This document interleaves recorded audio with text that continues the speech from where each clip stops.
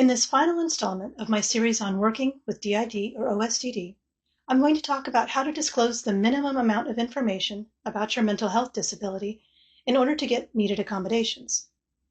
As I discussed last week, one reason to think hard before sharing your DID or OSDD diagnosis with your employer is that they likely have a lot of misconceptions of what that means, such as that you're dangerous because of it.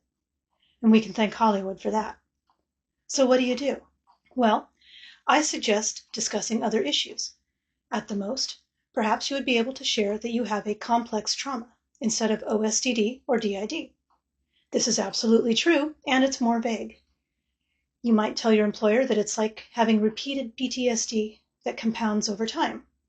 Or, since most people with DID or OSDD also have PTSD, you can tell them you have PTSD.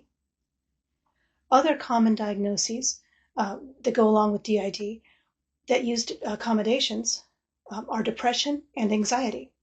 Just be sure that you want accommodations for something that would be expected for the diagnosis you provide. If you're working with a therapist, they can help you with this and likely provide you with a letter for your employer.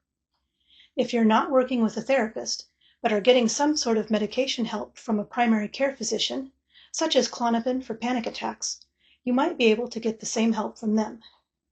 Do know that oftentimes there is a charge for such letters, as it takes extra time out of the doctor or therapist's schedule to write it. If you've got questions about something I didn't cover in this series, let me know in the comments. I'm always interested to learn what topics you would like covered when it comes to DID and OSDD. If you've got questions about something else, let me know in the comments.